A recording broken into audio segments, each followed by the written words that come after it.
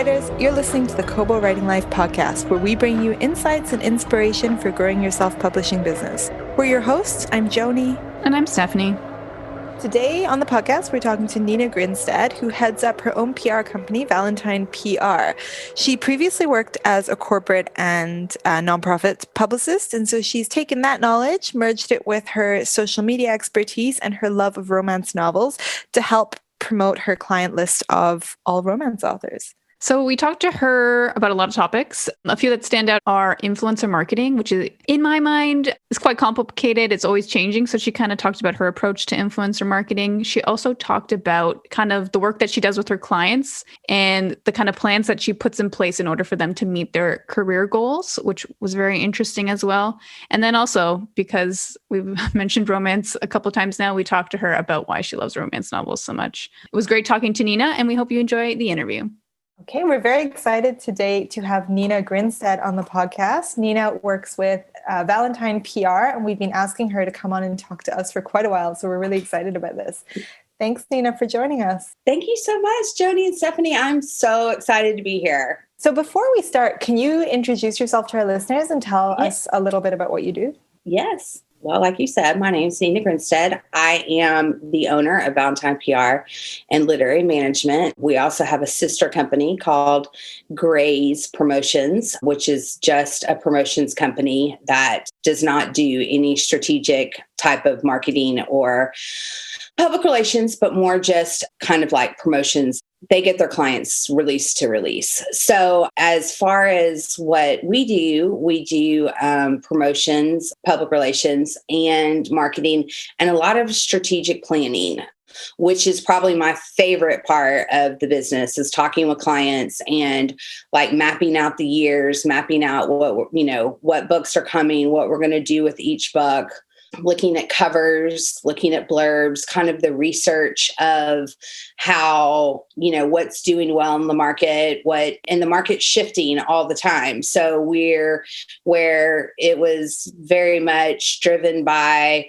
sexy abs on a cover, now we do notice that a lot of illustrated covers are doing a little bit better in the market. So, what types of books can you put an illustrated cover on? Because you can't necessarily put a fun illustrated cover on a book that the woman is kidnapped and, then sex trafficked or something, something like that. So you really do have to be very careful because you don't want to, misrepresent the brand and the book itself. But I do love the strategic part of everything. At Valentine PR, I have a team of 8 women who work with me and my husband who runs all the finance and all of that stuff. So, but everybody has their roles. I really find that I like to hire women who have just strengths that maybe I don't necessarily have. And then we all come together. We're very team focused. I like to think that we all collaborate to make a release happen. Everybody that works for me, pretty much touches, the release in some way, shape, or form. So, and then over on the Gray side, the Mary Dubé, who runs that side, she's got 3 women who run with her over on Gray. So, and we just formed in April. So we're doing really good. I have about 35 full-time, part-time clients. So yeah, that's kind of what we do over here. Very cool. So I noticed on your website that you studied advertising and public relations. So I'm wondering how you kind of transitioned into publishing. Well, and I've been out of college for a long time. I'm a lot older than y'all, so things have really changed. But when I graduated from college, I was always on the development nonprofit side. I worked with United Cerebral Palsy. I ran the majority of their development division, and I live in Georgia. And so I ran a lot of that. I loved the fundraising aspect of the business. And I just worked with some other larger nonprofits, raising money and event planning. And then I would say probably, in 2012, and I've always been a reader, but my reading more was like Danielle Steele or John Grisham. And I'm a very I once was a very series driven reader. So I remember like in college, I would tear the paperback, the little piece of sheet that had like Danielle Steele and all her books she wrote. And I would read one and I'd scratch it out and I'd go on to the next. So I would just stick with one kind of author, and I read everything Danielle Steele wrote, and then I read everything John Grisham wrote. And then about in 2012, when E.L. James, hit the market with 50 Shades of Grey, I read that and I was like, oh, wow, I really like this. So, and I was kind of sucked into that, what to read after 50. And so I joined up with Goodreads and I started reviewing for them. And then I started reviewing for some publishers. And I also was asked to be on a blog. And then a couple of years later, a bunch of us went and formed another blog. And about that time, I became really, really good friends with a woman who had just opened up a PR firm. And about a year into that, she said to me, or we were on the phone, and I said, am I supposed to ask you if you want me to come to work for you, or are you waiting to ask me? And so we were best friends. And so it worked really well. And I really enjoyed working. I learned a ton from her. And in April, or probably, around April, I just decided that it was time to break out on my own. We were growing at such a fastidious rate that it made sense. And I wanted to do some different stuff. I was realizing that my strengths really do lie in the strategic part and the relationship building. And that's really where I wanted to put my focus on. So what I did was I focused on that. And then I brought in women to do a lot of more of the promotional aspects of the release. So, and it's worked really well for us. All of my clients moved over with me. So I was really honored to do that. And I work with an amazing group of talented female authors in the romance industry. Some are in, write women's fiction, but it always has an underlying amount of romance in it. And some are hybrid, which means that they do publish traditionally and they publish self-published independently. So that's where I do feel like that my blogging experience really prepared me to be on this side, because when we do deal with bloggers, or as we call them, influencers now, I really do have a soft spot for them, because I remember back in the day when I was the one trying to get a review copy or, from an author or publisher or something. So, yeah. I'm curious, given that you have a full roster of clients, are you picky about who you work with, or are there specific things that you look for in an author? Well, I am picky in a couple of senses. One, to work with me, you really have to have a decent sized backlist, because I do have clients that are part-time that we just work like 3 months at the release time. And then they don't want to be on necessarily my roster on the times when they are writing, or, I'm not going to lie. I'm expensive. So with that, they have to make the decision on, where they want to put their money. And I totally respect that. So, but I have to really like what they write. I also have to respect them as a person in the field. If it's somebody who's really, I guess I can't think of another word, but like obnoxious or aggressive or anything online, then I do have a kind of a hard time gelling with people like that, because that's so opposite of the way I am in my real life. I'm a very optimistic person. I'm a very glass half full type of person. Like, even when a client's like, oh my God, this release is going so bad or not the way I anticipate, I'm like, but look at this, and they're like, oh, so I don't do well with people who are really super aggressive in whatever they have on social media, because those people tend to be people who can walk all over me easily because of just my personality. So, and most of the clients that I do have, especially the clients that I've had for a really long time, I was a reader of theirs. So that has helped also. So you mentioned that you talk about, or like the thing you enjoy the most is like strategic planning. So how do you approach working with an author in terms of like strategic planning and like publicity and marketing? How does it all fit together? And like, what's your approach when you get a new author coming in who has a big backlist or great many titles to sell? Okay, so one of the things that we do is we do look at what their publishing schedule is moving forward this year. So let's say that they've got they say, we're still at the beginning of the year. So let's say they say, Nina, I have 3 books coming out this year. So we look at those books. Is it series? If they're standalones, can we tie it to another book? What are some of the ways that we can tie in a backlist to it or whatever? And then when we're not doing that, I'm turning around and looking at their backlist. They published these books in 2013. Well, we obviously know that the market has changed from there. Can we freshen up a cover? Can we freshen up a blurb? A blurb is the easiest thing to freshen up because it's of no cost or anything like that. So, what are some of the things? Can we do a book bub? Can we do a sale? Can we do a first and a free and try to get people to move through a backlist series? It's all in just kind of what they want and what they're moving ahead for. One of the things that I try to ask all of my clients, and we sort of kind of did this at the end of 2020, was, what are your goals for this year? And everybody's goals are different. Some are like, I really want to, grow my Instagram. Some are, I really want to make X amount of dollars this year. I really want to try to hit a list this year. So everybody is at a different place in their career, because I do have some authors who have hit, the New York Times, the Wall Street Journal, the USA. They're like, that's great, but now my focus is this, so, and I'm seeing more and more authors who've been at this for a really long time now saying, I've really wanted to write this type of book, and it's a passion project of mine. And now's the time, because I've built my career. Now let me do something that I really want to do. So, and in a lot of things, when we look at, authors, little things, it's like, do we need to update their websites? Are their bios done? Are their books all linked up?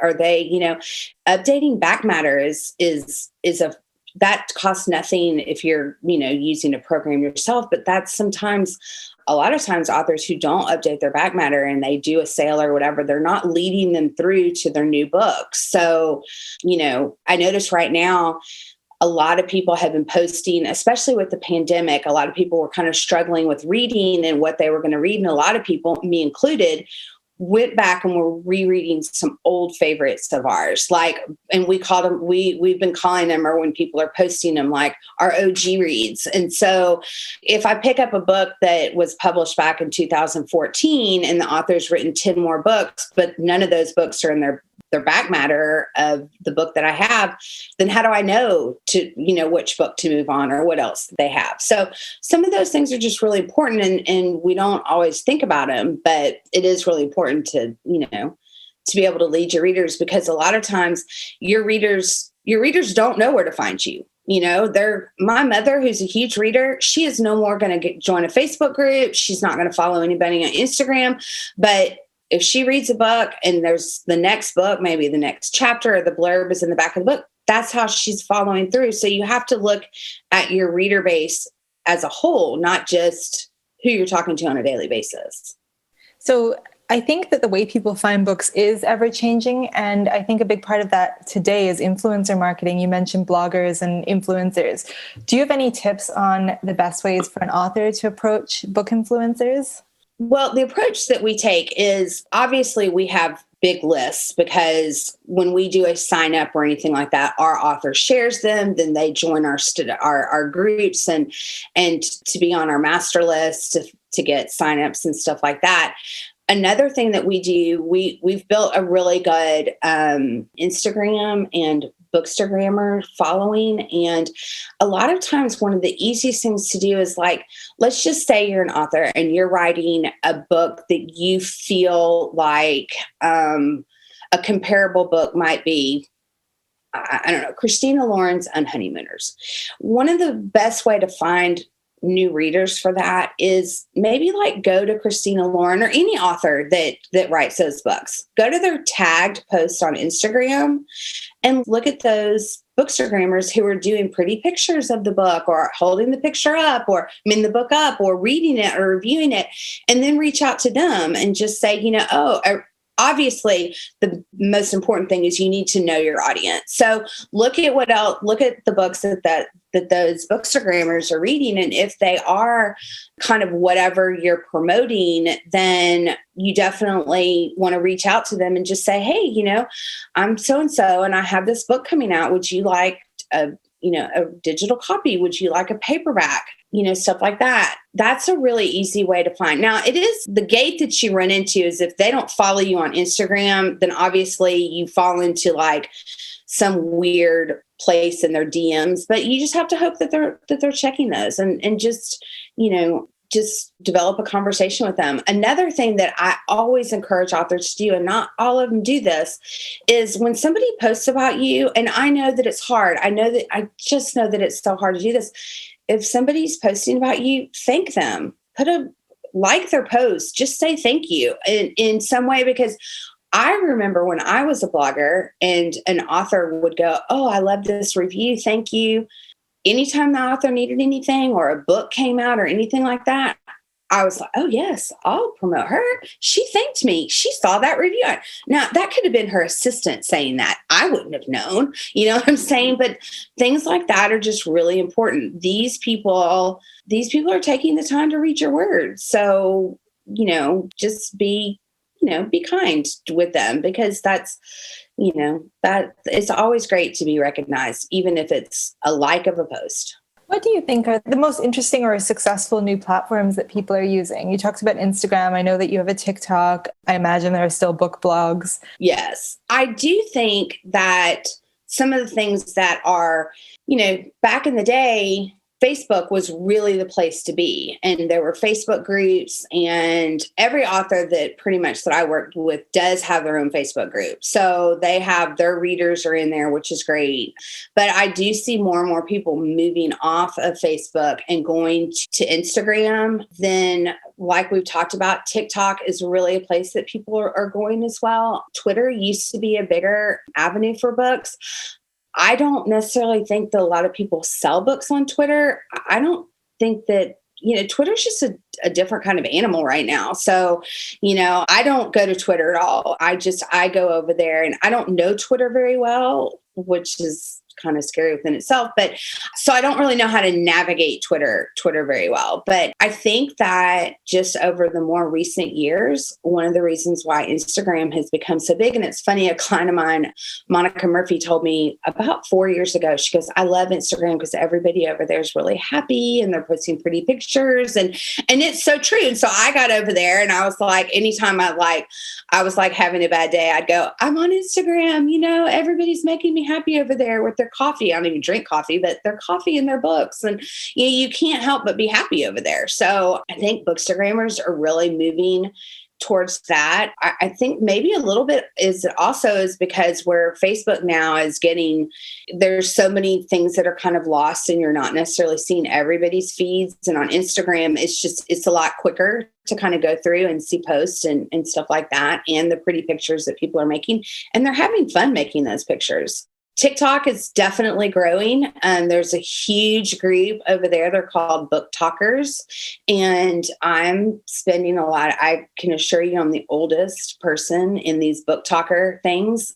But I'm over there. I could not tell you how to create a TikTok video, but I hired a 15-year-old girl who comes over every weekend, and she just goes through my bookshelves. She picks out a book and picks out some random song that I've never heard of, and, then does these cute little videos, and then she puts them in her drafts. I come up with a caption and tell her the hashtags, and, and it is interesting because she's 15. And so a lot of times she'll pick up like an erotic book, and I'm like, "Ooh, don't tell your mom that you're making this TikTok video."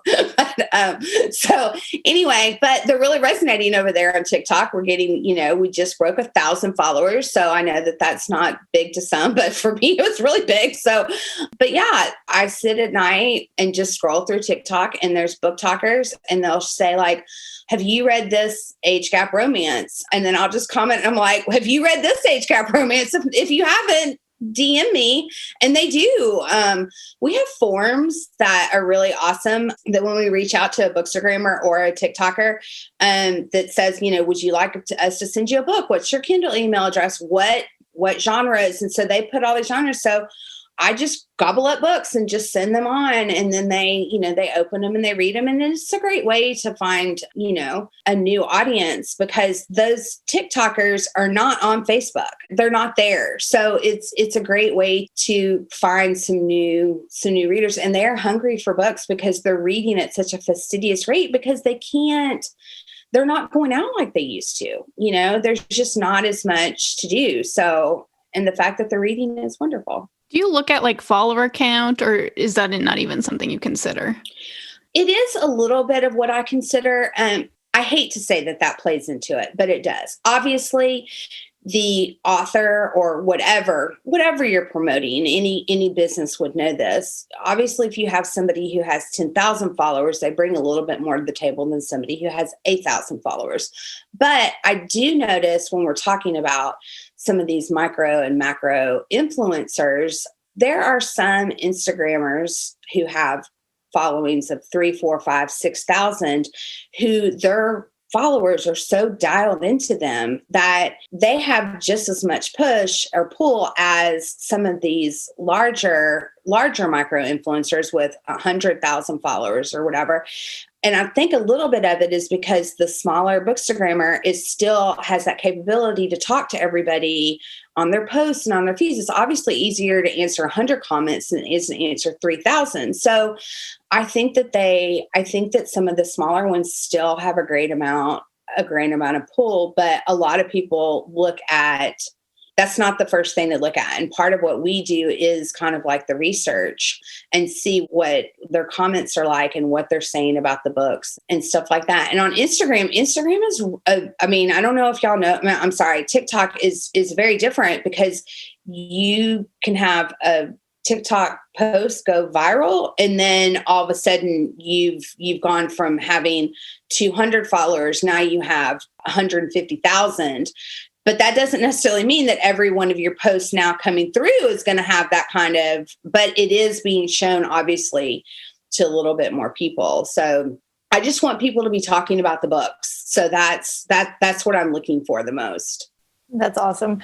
So you work with a lot of different authors and have presumably done a lot of different marketing campaigns. Is there any that have surprised you with how well they've done? Oh, I knew you were going to ask me this question. And no pressure. I will say probably two that I've worked on just off the top of my head. Marnie Mann wrote a book back in, I think it was January 2019. It was called When Ashes Fall.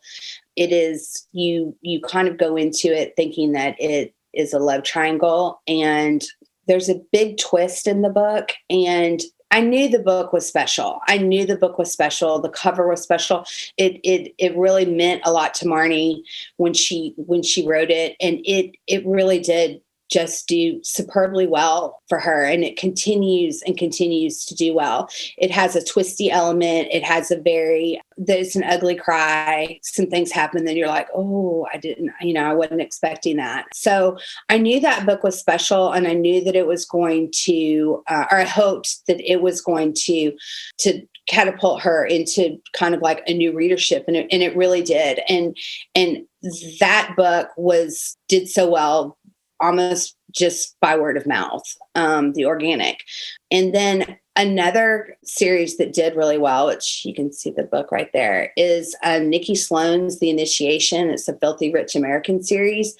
She stepped up with that series. I mean, amazing. And her writing, the writing in it, she's just worked so hard at, just all the time. Her books are they're just great. But this book this is a trilogy, and it was just amazing. And people started reading it. And obviously with the trilogy, you have to work through all 3 books. But I mean, it's still today just is a fan favorite, because it's just it's different. It's very erotic. Okay. So let me, for anybody listening out there right now, it's very erotic. And there's some things in there that you go, whoo, but it resonated with readers. They absolutely loved it. Nikki has a way of writing eroticism that doesn't feel salacious, but just, yeah, it kind of had everything too. It took a while. Again, it's a trilogy with cliffhanger endings. So, a lot of people were like, oh, I'll wait till the very end to do it. But when they waited, they were just like, they were really screaming about it. But off the top of my head, those are probably the two that kind of really stuck out for me. Yeah, it's kind of interesting that really no matter how many different ways we find to advertise and market, at the end of the day, the thing that sells most books is word of mouth, and it is to get people talking about it. So really all of these different ways are just different ways to make people read the book and tell their friends how great it was. Yes. And it really is, because at the end of the day, if you read a book and you tell Stephanie, oh my God, I love this book, you have to read it, that plays more importance than, a bookstagrammer with 25,000 followers who you don't really know. You know what I'm saying? So, I feel like I read so much that anytime, like I don't look at anything else unless someone's like, oh, you need to read this. Then that takes precedent over anything else I'd find. Yeah. And I noticed that my reading changes so much when I first kind of started out. And again, I did come with that kind of 50 Shades, and I kind of gobbled up all those very erotic kind of BDSM books because I didn't know anything about that world. So, that was what I was reading. In fact, the blog that I worked on, my first one, they brought me in to be the dark reads reviewer. And now I find that I don't really read that so much anymore. I can read one every once in a while, but that's not necessarily. One of the trends right now that I'm really, really loving is some of these books with kind of older women in them, older still being younger than me, but like turning 40, turning 45, something has happened. Maybe they've divorced, maybe they've lost their spouse, whatever. And they are kind of how you're finding kind of love kind of middle age. And some of them are really cute because they're kind of age gap romances where, the guy's a little bit younger or whatever. And the woman's like, oh my God, he's, 29 and I'm 35, whatever. But I really am kind of enjoying that because I am loving seeing that women can love again. And I think we all can love again. And I think that a lot of times in romance books, for you to make the reader fall for the second guy, you've got to kind of villainize the original guy in some way, whether he was dead or he's divorced or whatever. And I don't necessarily think that that's true necessarily in real life. I think you can love again. And I certainly hope that everybody can find love second time around. It always surprised me that that what you just mentioned isn't as popular as it would be, considering I feel like romance readers are 35 and above. Like the majority of them are over 40, I would say. Maybe that might be true, but it's like, I'm surprised that only recent years, and I guess it's because of self-publishing that people are putting out books that they want to see, that they want to see themselves in, particularly in the author side. And I think that for a long time, that necessarily wasn't the case. Now, I will probably tell you that my favorite genre, age group, is new adult. I don't know why. I don't have any idea. My kids are that age. They're 26 and 25. 26 and 21. So I don't know why I like being stuck in their drama-filled worlds, but, when I live it already. But I love that age, but I don't know, does it make me feel, is it because I'm nostalgic for kind of that type of life? Like, man, I wish I was in college again. Now we're empty nesters. And, so, it's like, I love a love triangle, a cheating book. Those are some of my favorite. And I have people who will not read a love triangle or a cheating romance. And it's always interesting that somebody can go, oh yeah, I can read a dark, captive, kind of romance, but I can't read a cheating book. And I think it's because from just my kind of research over the years and talking to people, it's because we can't imagine ourselves being kidnapped and, then becoming in a sex club or something. But we can always imagine our spouse cheating on us, or our boyfriend cheating on us, or our significant other cheating on us, or we've had that happen to us before. So sometimes when we're taken to a different world, it doesn't bother us as much because it's not real to us. So that makes sense. What are some of the things that you've noticed that your most successful authors do? Like, what are some things that authors should be doing at a minimum to really do well? I think that my most successful, and that's always kind of like that term, what makes you successful, what author is more successful than the other. But I do think that my authors who find the most are consistent. They're consistently releasing books. And now I don't mean you have to be releasing books every month, but if you train your readers, you're going to release 4 books a year, then release the 4 books a year. I think to make a successful author, they have to keep, be dialed into their audience in some way, shape, or form. I think they have to keep everything fresh. Their website needs to be updated. Like I said, their back matter, stuff that is always continuously selling books. You're always having kind of like a sale. You're always promoting. If you're not promoting a front list title, you're promoting a backlist title. You're also finding other avenues to find new readers. I have several authors who are exclusive on some platforms, and now they're realizing, you know what? I need to go wide. I need to reach a different audience. And there's a lot of ways to do that. I mean, obviously, Joni, you and I work constantly all the time, getting people, more dialed into Kobo and, things that they can do that it's research, knowledge is power. I'm always emailing my clients saying, hey, have you heard about this? I'll tell you something that's really coming up also are these reading apps, which kind of blow my mind, how these younger people are kind of reading these books, but it's definitely, you can't just keep relying on what you were doing 3 years ago or 4 years because the market back in 2013 and then 2018 are not what the market is now. I mean, it's a different market altogether. I'm so glad you brought up Kindle Unlimited exclusive programs, just because I feel like your authors kind of like they all do different things. So it's interesting to see your perspective and like where they want to go with their career. Well, and it's funny because when I worked for the other publicity firm, I would say my client base was probably more 50-50, maybe 60% more KU. And now my client base is probably more 80% wide and 20% KU. Some of those straddle the fence being wide and have books in, but we're noticing that they're very successful in KU. So we can't take that out of the mix. They still have to pay a mortgage and put food on the table. And if that's where they're finding their success, then that's great. But more and more of them are saying to me, I don't want all my eggs in one basket. What can we do? How? And this is where I find that my strength is. You want to be on Kobo? Oh, okay. Hold on a second. I find Joni and I have conversations all the time. We're always talking what's going on over there.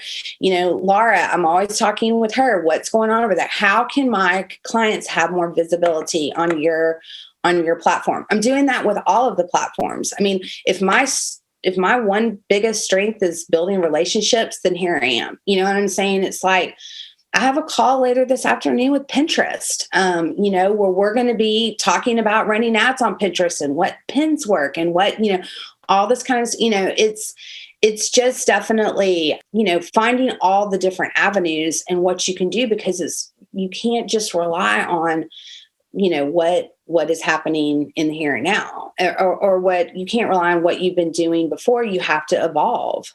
So I feel like this is a good time to ask then, if somebody's listening to this and they think, oh, like I could really use Nina's services, what is the best way to reach you? And are you even looking for clients right now? Well, you can always reach us at hello@valentinepr.net. That's our email.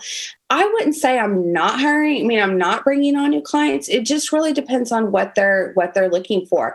But when we started Valentine's, and I'm going back to kind of what I said at the very beginning of the conversation, but when we started Valentine, we noticed there was a hole in the market for great promotions that were affordable, and, it's a whole package type deal. You get graphics, you get all the things that you would need for promotions for a set price. And so because I'm only one person and I can only take on a certain amount of clients, we created this company, and it's thriving because there are so many people who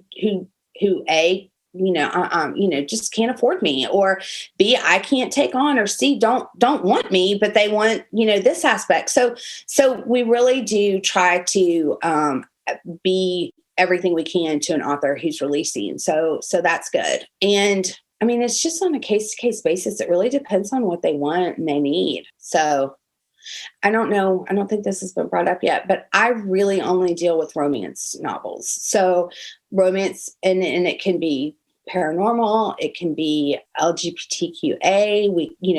I'm bringing on more clients that write in that genre. We're doing a lot of male. We're doing women loving women, lesfics. So we're really stretching our wings, and that's been fun because it's been, it's been fun to find these, new readers who do read in different genres than your straight up contemporary or, paranormal romance. So that's a good lead into our next question is, what are your guesses or like predictions for the romance genre in the next 5 to 10 years? Or like, what do you kind of already mentioned what you're seeing, but like where do you hope to see the romance community go?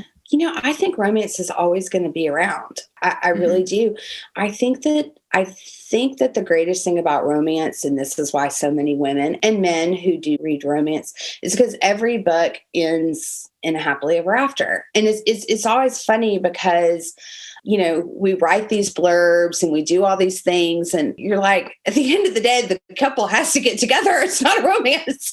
So I don't think that it's going to go away. I don't think that there's going to come a time that people aren't going to be like, oh, I don't need happy in my life. I don't want to read a book where two people don't end up together. So I think that it's going to continue to grow and evolve. And I'm just so lucky and fortunate to be in this world with these amazing women, and they're paving the way so much in so many different ways. And I think romance just really has a lot to do with it, because we're now showing women stronger and in their lives and in their books. And sometimes you read these books and you're like, wow, this is a really strong heroine, because for a long time it was all about the man. And now I feel like I'm seeing more and more reviews or people talking more, oh, she was a great heroine. I love the main character. She was sassy. She was, but she still wanted romance in her life.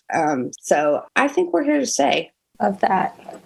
And our final and favorite question is to ask, what have you been loving lately?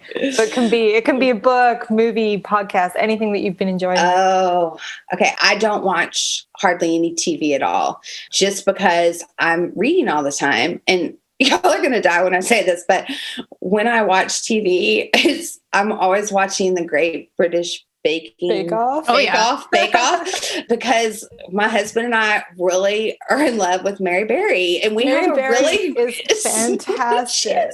She is a national treasure. Yeah, she told, my husband said to me the other day, he said, I wish she was my nan.